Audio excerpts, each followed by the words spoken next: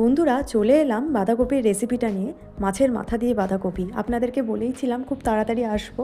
প্রথমেই বড় একটি কাতলা মাছের মাথা অথবা রুই মাছের মাথা নিন এবং সেটিকে নুন হলুদ মাখিয়ে রেখে দেওয়ার পর ভেজে নিন। তারপর একটি বড় বা মাঝারি সাইজের বাঁধাকপি নিন এবং সেটিকে ঝুড়ো করে কেটে নিন। যেহেতু শীতকাল, ওই জন্য নতুন আলুর ব্যবহার করেছিলাম এবং 4টে নতুন আলু মা ডুমো করে কেটে নিয়েছিল। বাঁধাকপিতে টমেটো দেয়নি, কিন্তু আপনারা চাইলে টমেটোর ব্যবহারও করতে পারেন এবং কড়াইশুঁটিরও ব্যবহার করতে পারেন।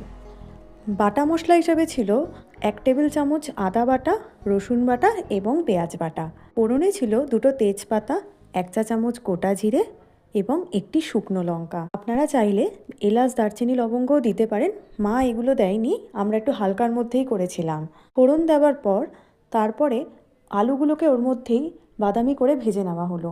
তারপরে বাটা মশলাটা দিয়ে তার মধ্যে ধনে, জিরে এবং হলুদ গুঁড়ো দিয়ে দেওয়া হলো। আপনারা চাইলে লঙ্কার গুঁড়ো এখানে দিতে পারেন। তারপর জল দিয়ে মশলাটা কিছুক্ষণ কষানো হলো। মশলাটা কিছুক্ষণ কষানোর পর যখন জল ছেড়ে আসলো, তার মধ্যে ভেজে রাখা মাছের মাথাগুলো দিয়ে দেওয়া হলো।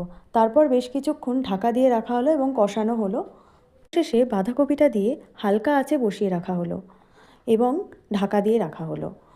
যখন জল শুকিয়ে আসবে এবং তরকারিটা মাখা মাখা হয়ে যাবে, তখন সামান্য গরম মশলা গুঁড়ো এবং স্বাদের ভারসাম্য বজায় রাখতে আপনারা একটু সামান্য চিনিও দিতে পারেন। চিনির ব্যবহারটা পুরোপুরি ঐচ্ছিক। আপনারা যদি চান একেবারে মশলা কষানোর সময় দিতে পারেন, কিংবা শেষেও নামানোর সময়ও দিতে পারেন।